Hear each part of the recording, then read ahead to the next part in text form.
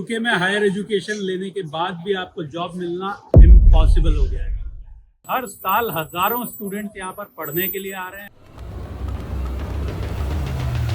और उनमें से ज्यादातर ये सोचते हैं और चाहते हैं कि यहीं पर सेटल हो पाए।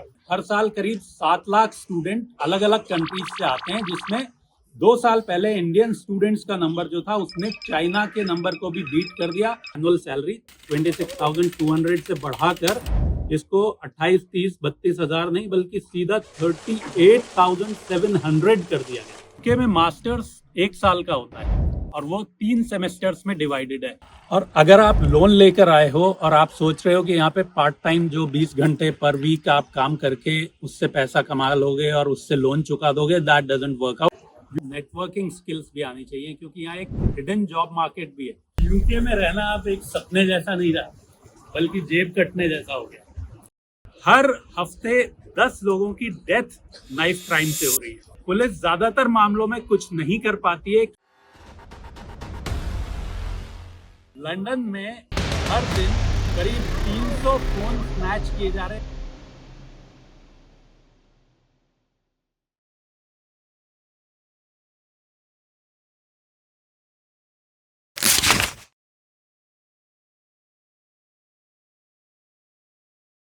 Hello everyone, so switch talk podcast में इस एपिसोड में हम बात करेंगे यूके में हायर एजुकेशन और सेटलमेंट के बारे में। सो यूके को लेकर जो एक फैसिनेशन रहता है स्पेशली हायर एजुकेशन को लेकर, वो इसलिए भी ज़्यादा है क्योंकि यहाँ पे जो यूनिवर्सिटीज़ हैं वो बहुत ही रिनाउंड है। जब मैं राजस्थान एडमिनिस्ट्रेटिव सर्विसेज में था तब से मेरे दिमाग में था कि मुझे पब्लिक पॉलिसी और गवर्नेंस के लिए कुछ हायर क्वालिफिकेशन करनी चाहिए, and what better than UK और यूएस फॉर डूइंग दैट। तो यूनाइटेड किंगडम में इंस्टीट्यूट ऑफ डेवलपमेंट स्टडीज है which is rank number 1 in the world for development studies. तो मैंने सोचा कि वहीं से मुझे मास्टर्स करना चाहिए। वहाँ पर एडमिशन मिल गया और साथ में ब्रिटिश गवर्नमेंट की एक बहुत ही प्रेस्टिजियस स्कॉलरशिप होती है, चीवनिंग स्कॉलरशिप, उसमें भी मेरा सिलेक्शन हो गया। सो आई वॉज फॉर्चुनेट कि मुझे यूके आकर 1 साल मास्टर्स करने का मौका मिला और वो भी बिल्कुल फ्री में, मेरा बिल्कुल भी कोई खर्चा नहीं हुआ। करीब 7-8 साल से मैं रेगुलरली यूके आ रहा हूँ और यहाँ का मेरे पास वर्क एक्सपीरियंस भी हो गया है। वर्क वीज़ा भी मेरे पास है यहाँ का 5 साल का, और उसके अलावा मैंने यहाँ पर एक पब्लिक पॉलिसी कंसल्टेंसी भी अपनी बनाई है। And other than that I also have a company in London जिसमें मैं कुछ बिजनेस भी कर रहा हूँ। सो मुझे ओवरऑल यूके के बारे में पिछले 8-10 साल में काफ़ी चीज़ें देखने का फर्स्ट हैंड एक्सपीरियंस हुआ। उस वजह से मैं चाहता हूं कि जो यूके का मेरा एक्सपीरियंस है वो मैं आपके साथ शेयर करूं। तो स्पेशली जो स्टूडेंट्स यूके आना चाहते हैं फॉर हायर स्टडीज़ और फॉर सेटलिंग डाउन हेयर और एज अ प्रोफेशनल यहाँ कुछ काम करना चाहते हैं या बिजनेस करना चाहते हैं, तो मुझे लगता है कि मैं अपने एक्सपीरियंसेस शेयर करूँगा तो आपको थोड़ा सा बेटर इन्फॉर्मेशन मिल जाएगी इस बारे में, and then you will be able to take better decision for yourself. India से हर साल हजारों स्टूडेंट्स यहाँ पर पढ़ने के लिए आ रहे हैं और उनमें से ज्यादातर ये सोचते हैं और चाहते हैं कि यहीं पर सेटल हो पाए।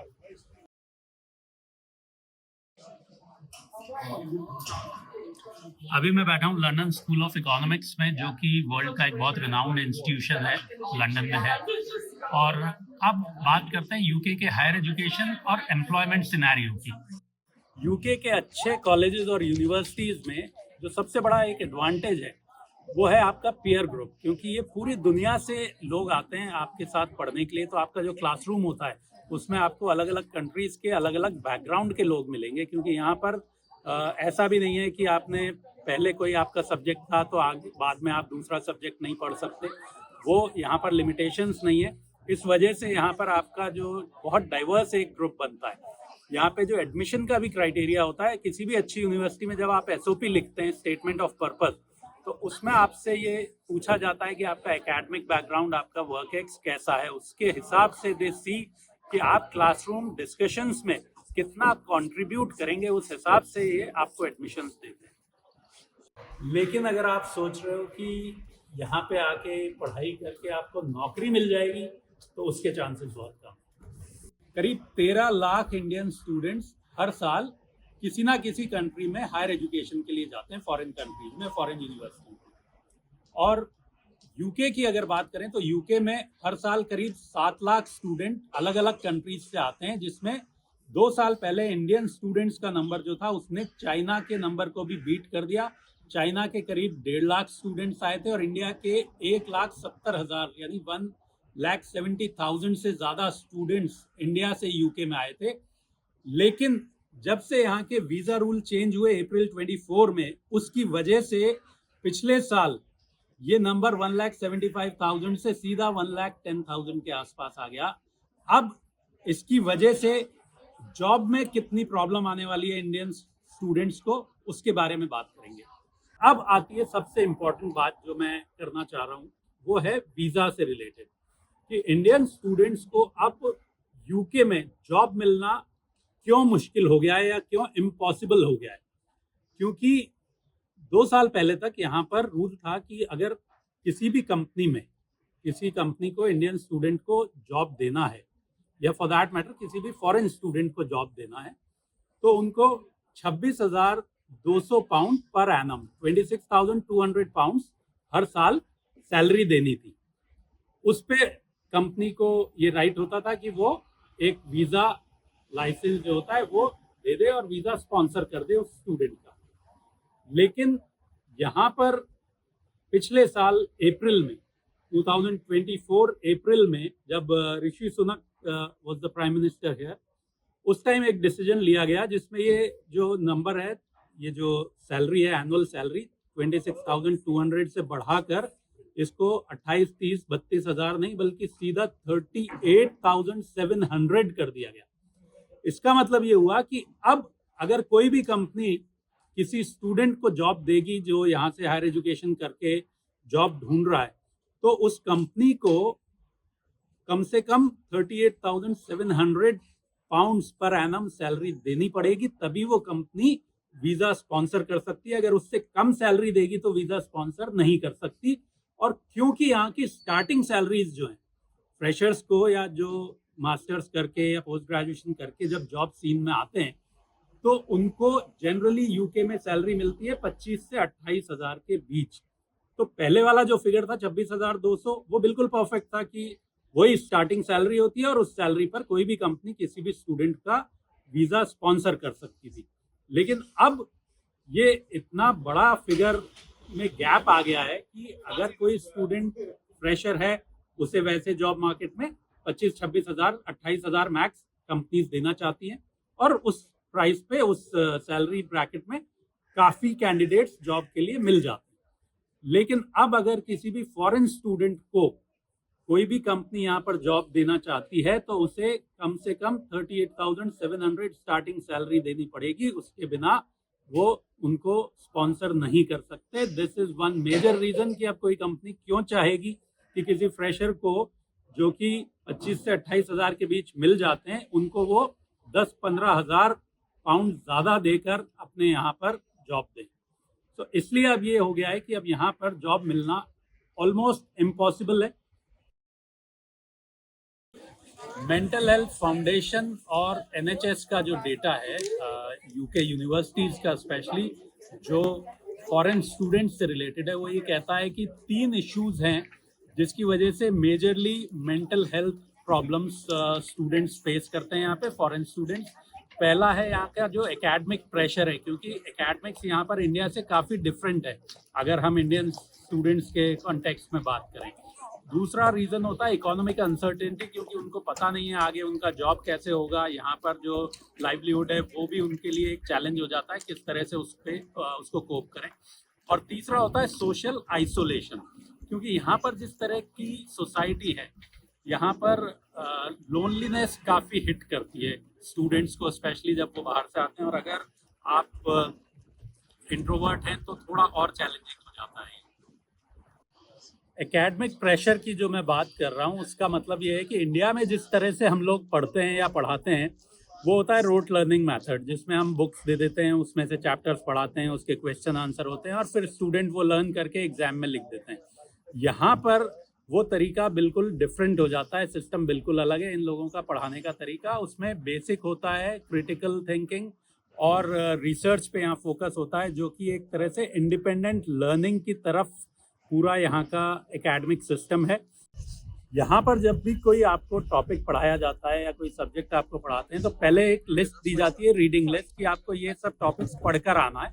उसके बाद क्लास में ऑफ कोर्स एक लेक्चर होता है, उस पर पीपीटी होता है जनरली प्रोफेसर्स के पास, उसके थ्रू आपको कुछ चीज़ें पढ़ा देते हैं। But then you have a group study session, जिसमें आपको ग्रुप्स में डिवाइड करके और हर स्टूडेंट से क्लास में, क्योंकि कम स्टूडेंट्स होते हैं, so every student is asked to speak about those things.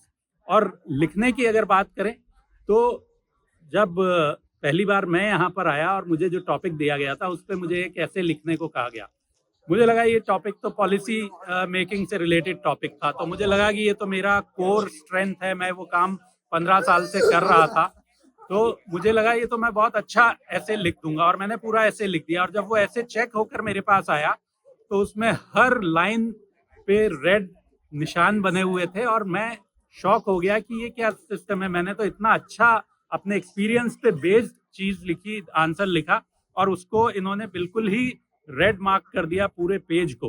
Then I came to know about this concept कि यहाँ पर इस तरह से आप अपने मन से कुछ नहीं लिख सकते हो, आपको रेफर करना होता है कि आपने ये चीज कहाँ से ली, किस ऑथर ने, ये किस रिसर्च पे बेस्ड है, वो सब लिख के then you have to find gaps in research, और उसके हिसाब से आप फिर यहाँ आगे की पढ़ाई करते हो। And this is not just for PhD, it is also for the masters. तो उसके लिए आपको तैयार होकर आना चाहिए। दूसरा पॉइंट था इकोनॉमिक अनसर्टेनिटी वाला।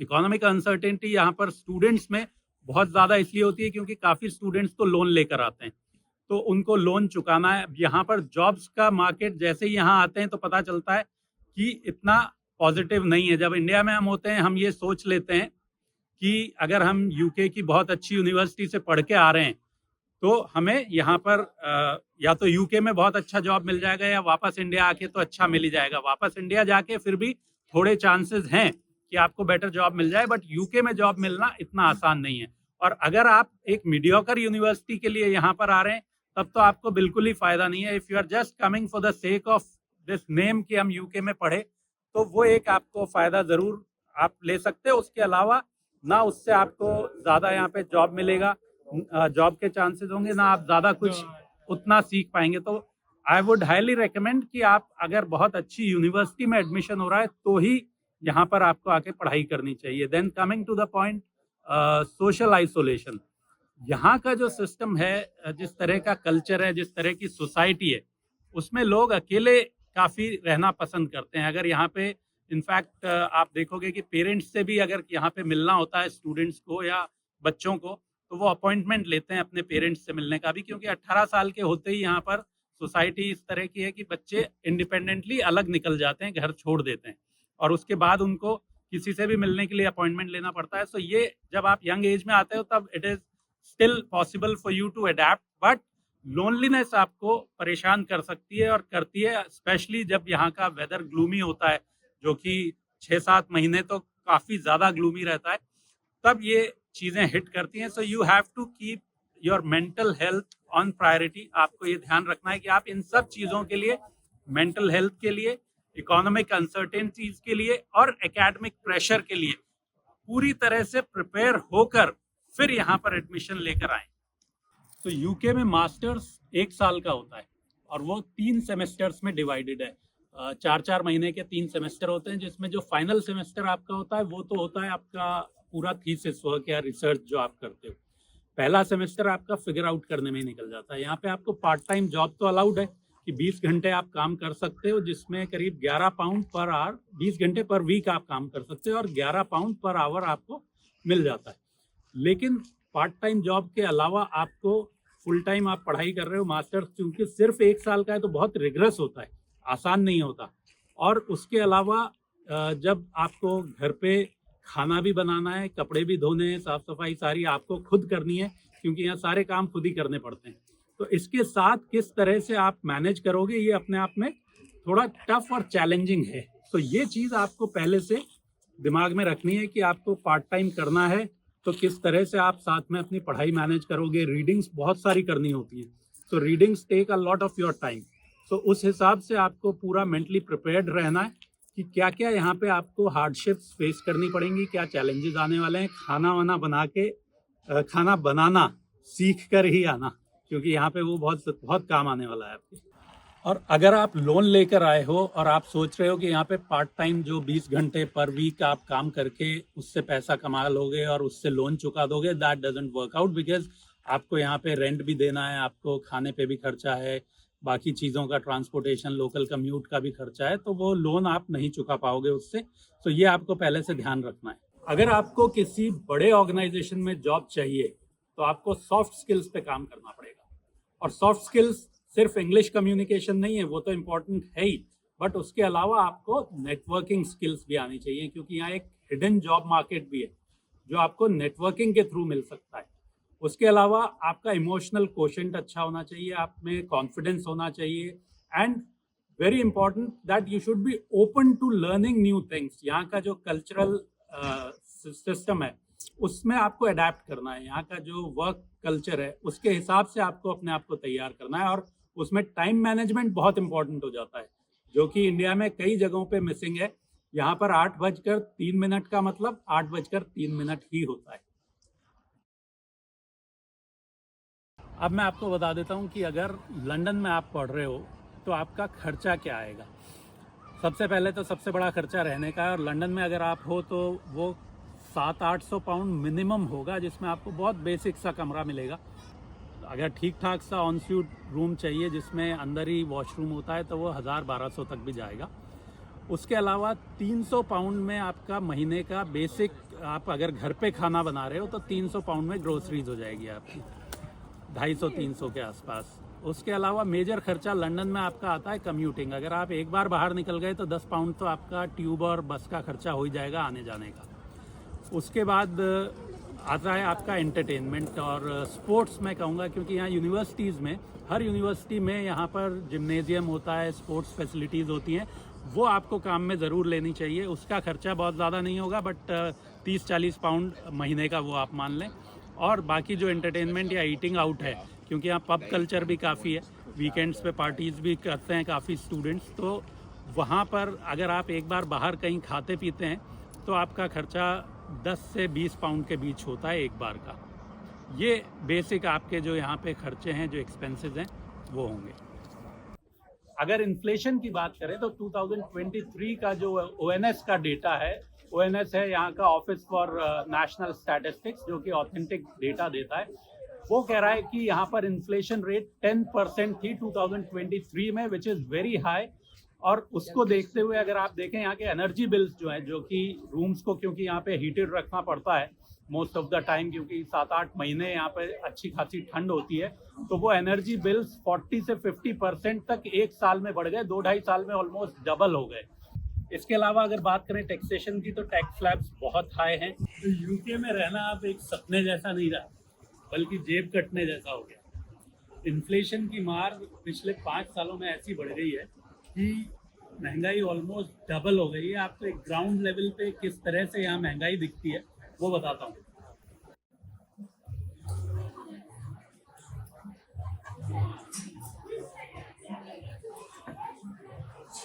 पहले तो ईटिंग आउट ही महंगा था, अब घर पे खाना भी बहुत महंगा हो गया।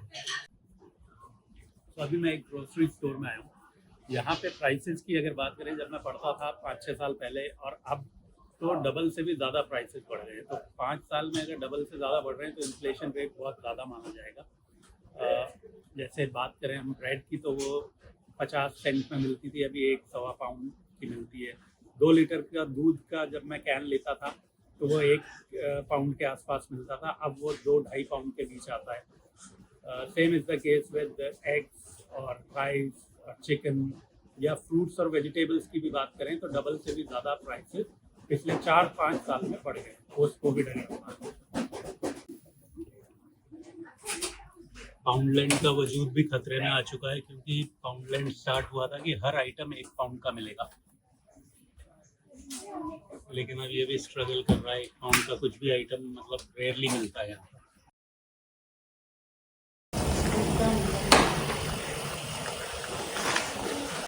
अभी एक इमरजेंसी यूनिट में हम आए हुए हैं और यहाँ पर वेटिंग टाइम अभी 3 से 4 घंटे का है।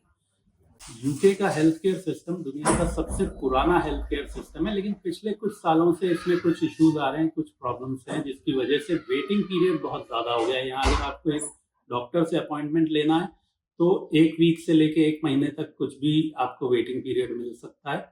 अगर आप इमरजेंसी में आते हैं तो जनरली 3 से 12 घंटे का वेटिंग पीरियड रहता है। हालांकि कभी कभी आपकी किस्मत ठीक हो तो 1 आध घंटे में भी आपको नर्सिंग स्टाफ एक बार चेक कर लेता है। लेकिन यहाँ की अच्छी बात यह है कि अगर आपकी इमरजेंसी सीरियस है, आपको प्रॉब्लम सीरियस है, तो ये इमीडिएटली आपको प्रॉपर ट्रीटमेंट के लिए पुश कर देते हैं और इंश्योर करते हैं कि आपको ट्रीटमेंट प्रॉपर तुरंत मिल जाए। सो ये एक एडवांटेज भी है। बट इन जनरल अगर हम बात करें तो वेटिंग टाइम बहुत ज़्यादा हो गया है। जैसे 2024 का NHS का जो सरकारी यहाँ का सर्वे है वो ये कहता है कि 76 lakh people are in waiting list for getting treatment. तो वो एक थोड़ा डराने वाली बात है। बट सर्जरीज को लेकर अगर देखें हम तो डेंटल सर्जरी में वेटिंग पीरियड बहुत ज़्यादा है और महंगा भी है वो इलाज पे। NHS का जो हेल्थ सरचार्ज जो होता है वो करीब 1000 पाउंड के आसपास एनुअल होता है। वो एक तरह से आप मान सकते हैं कि आपका फीस होती है 100 पाउंड पर मंथ, जिसके बदले में यहाँ पे आपको फ्री में इलाज मिलता है फिर। और अब क्योंकि NHS में वेटिंग पीरियड बढ़ता जा रहा है तो लोग प्राइवेट इंश्योरेंस लेने के लिए भी काफ़ी ज़्यादा जाने लगे हैं। पिछले कुछ सालों में 8 लाख से ज़्यादा लोगों ने प्राइवेट इंश्योरेंस को प्रेफर किया NHS के ऊपर। और अगर सर्जरीज की बात करें तो वेटिंग पीरियड और भी लंबा है। 6 महीने से लेकर 1 डेढ़ साल 2 साल तक का भी आपको वेट करना पड़ सकता है सर्जरीज के लिए। बट मुझे ओवरऑल अगर बात करूं तो अगर इमरजेंसी है तो यहाँ बहुत अच्छा इलाज बहुत जल्दी आपको और फ्री में मिल सकता है। Office for national statistics which is ONS और NHS जो नेशनल हेल्थ सर्विसेज है, इनका जो डेटा है दैट सेज कि यूके में हर साल ऑलमोस्ट 25% लोग मेंटल हेल्थ इश्यूज फेस करते हैं। Now this is a huge number. और इसका जो यूके की इकोनॉमी पे जो कॉस्ट आ रहा है वो है मोर देन 1 बिलियन पाउंड्स। यहाँ पर अगर आप मेंटल हेल्थ का कोई आपको इशू है और अगर आपको अपॉइंटमेंट चाहिए, थेरेपी चाहिए, तो वेटिंग पीरियड है करीब 4 से 6 महीना। 4 से 6 महीने के बाद आपको बुलाया जाएगा कि हाँ भाई आ जाओ, आपकी थेरेपी कर देते हैं। Now this is something that you must look out for कि आपको अपनी हेल्थ का, मेंटल हेल्थ का स्पेशली बहुत अच्छे से ख्याल रखना है कि ये नौबत ही ना आए। और अगर आप प्राइवेट कंसल्टेंसी के लिए जाते हो तो that is again very expensive. वो करीब 60 से 100 पाउंड पर सेशन का खर्चा होता है। और NHS वैसे हम कहते हैं कि फ्री है, बट फ्री नहीं है, क्योंकि जो NHS का जो सरचार्ज होता है वो एक बार में साल का ले लेते हैं। वो करीब 1000 पाउंड से ज़्यादा होता है। सो 100 पाउंड पर मंथ आप वो वैसे भी पे कर रहे हो यहाँ पे गवर्नमेंट को।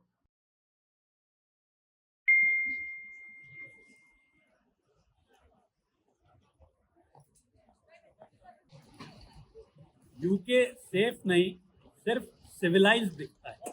जब इंडिया में रहकर यूके के बारे में सोचते हैं तो लगता है कि यूके बहुत एडवांस कंट्री है, बहुत डेवलप्ड है, तो यहाँ का लॉ एंड ऑर्डर भी बहुत अच्छा होगा, बहुत सेफ कंट्री होगा। लेकिन पिछले कुछ सालों में यहाँ क्राइम बहुत तेजी से बढ़ा है। आपने सुना होगा कि यूके में गन क्राइम काफ़ी कम है, गन वायलेंस काफ़ी कम है, क्योंकि यहाँ पे गन कंट्रोल के रूल्स बहुत सख्त हैं। लेकिन नाइफ क्राइम यहाँ पे बहुत ज़्यादा है। 2023-24 की बात करें तो करीब 45,000 से ज़्यादा नाइफ क्राइम सिर्फ एक साल में रिकॉर्ड किए गए और हर हफ्ते 10 लोगों की डेथ नाइफ क्राइम से हो रही है। उसके अलावा अगर बड़े शहरों की बात करें तो लंदन, बर्मिंघम, मैनचेस्टर जैसे बड़े शहरों में तो ये क्राइम बहुत ही ज़्यादा है। यहाँ पर सबसे बड़ी प्रॉब्लम ये भी है कि पुलिस ज़्यादातर मामलों में कुछ नहीं कर पाती है, क्योंकि जो क्राइम करने वाले होते हैं वो ज़्यादातर नाबालिग होते हैं, इसलिए उनके अगेंस्ट कोई एक्शन भी नहीं लिया जाता है। लंदन में हर दिन करीब 300 फोन स्नैच किए जा रहे हैं, यानी छीने जा रहे हैं। अगर आप फोन पे बात करते हुए जा रहे हैं लंदन में, और ये सिर्फ कुछ एरियाज की बात नहीं है, लंदन के पॉश एरियाज में भी ये चीज़ हो रही है कि अगर आप फोन पे बात करते हुए जा रहे हैं या हाथ में फोन लेके जा रहे हैं तो कभी भी आपका फोन छीन लिया जाएगा। आप पीछे देख सकते हैं, यहाँ पुलिस ने वार्निंग भी लिख रखी है। हालांकि पुलिस बहुत इफेक्टिव नहीं है इन चीज़ों को लेकर, लेकिन ये एक मेजर क्राइम यूके में, स्पेशली लंदन में बहुत ज़्यादा हो गया है कि लोग या तो चेन से बांधकर अपना फ़ोन रखते हैं या अपनी पॉकेट में रखते हैं जब भी बाहर निकलते हैं। It is very risky. Other than this, यहाँ पर हेट क्राइम भी काफ़ी ज़्यादा रिपोर्ट होता है। हम बात करते हैं कि रेसिज्म ख़त्म हो गया, लेकिन ऐसा है नहीं। अभी भी यहाँ पर एशियंस के अगेंस्ट जो हेट क्राइम रिकॉर्ड हुए हैं वो ऑलमोस्ट 1 लाख से ज़्यादा वो नंबर है। Every year these crimes are recorded, लेकिन इस पे धीरे धीरे शायद कुछ चेंज आए तो आए, लेकिन अभी तो ज़्यादा कोई चेंज आया नहीं। हालांकि डिस्क्रिमिनेशन दुनिया में आप जहाँ भी जाएंगे हर जगह किसी ना किसी तरह का आपको फेस करने को मिलता है। तो लॉ एंड ऑर्डर की हमने बात की और अब हम खड़े हैं एक पुलिस स्टेशन के सामने। यहाँ पर पुलिस स्टेशन देख के आपको लगेगा कि यहाँ पर कोई भी नहीं है, इसका मतलब लॉ एंड ऑर्डर बिल्कुल बढ़िया चल रहा है। लेकिन यहाँ पर चोरी के केसेस भी बहुत बढ़ते जा रहे हैं, डकैती के केसेस भी होते रहते हैं, लूट होती रहती है। और पुलिस ओवरऑल यहाँ की रिकॉर्ड कीपिंग ज़्यादा करती है rather than finding criminals. 90% cases में जो कन्विक्ट होते हैं उनको नहीं पकड़ पाती है यहाँ की पुलिस। तो एफिशिएंसी पे एक बड़ा क्वेश्चन मार्क है, बट रिकॉर्ड पूरा रखते हैं। और पुलिस स्टेशन में यहाँ पर जनरली आपको लोग कम दिखेंगे क्योंकि सारा काम ऑनलाइन करना पड़ता है। यहाँ पे अगर आपको कंप्लेन भी करनी है तो ऑनलाइन करनी पड़ेगी।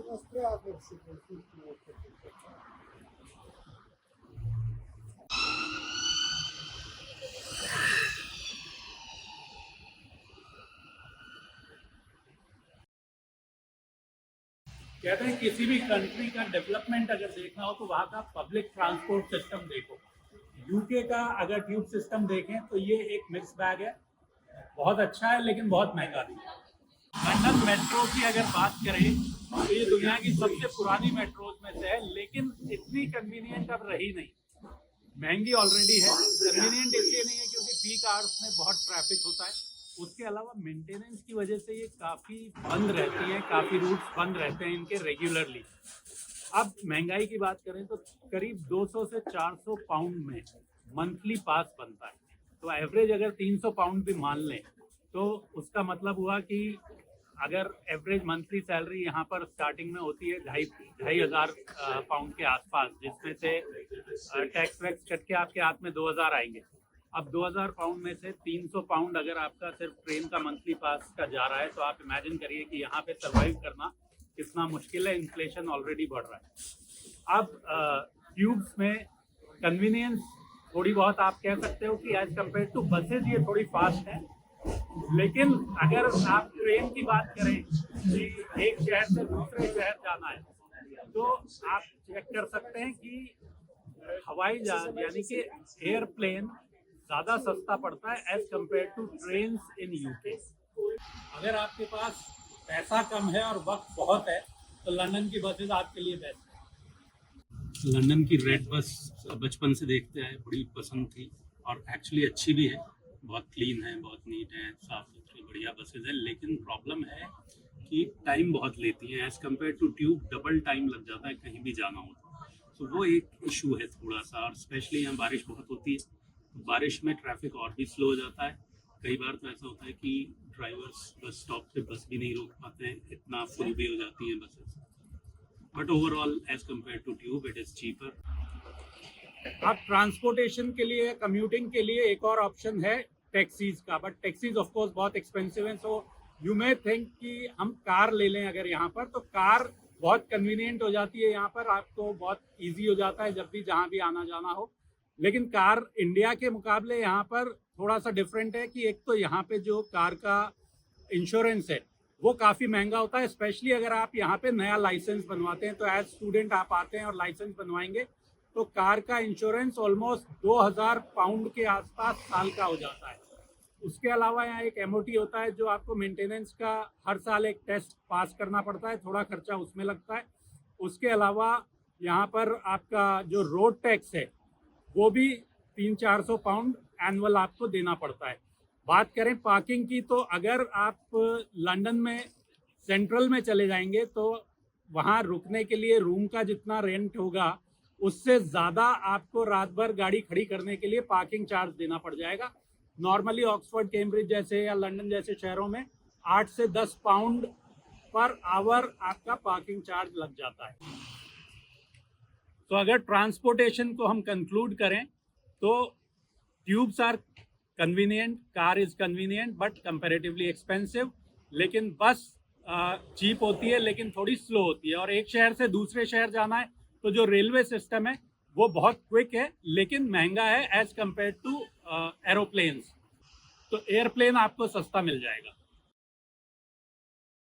तो आज इस वीडियो में मैंने बात की यूके के हायर एजुकेशन और सेटलमेंट के चैलेंजेस के बारे में, चाहे वो हेल्थ केयर में बढ़ती हुई क्यूज़ हो या फिर मेंटल हेल्थ का वेटिंग टाइम, चाहे से वो बढ़ती हुई महंगाई और बढ़ता हुआ टैक्सेशन हो या गिरता हुआ लॉ एंड ऑर्डर। यहाँ के वीज़ा रूल्स भी स्ट्रिक्ट होते जा रहे हैं, लेकिन यूके के बारे में काफ़ी अच्छी चीज़ें भी हैं। जैसे यहाँ का जो पोल्यूशन लेवल है वो बहुत ही कम है। AQI यहाँ पर 3-4 के आसपास रहता है, जो इंडिया में जनरली 300 प्लस रहता है मेजर सिटीज़ में। और उसके अलावा यहाँ पे पार्क्स बहुत खूबसूरत हैं, यहाँ का कंट्री साइड बहुत ही सुंदर है।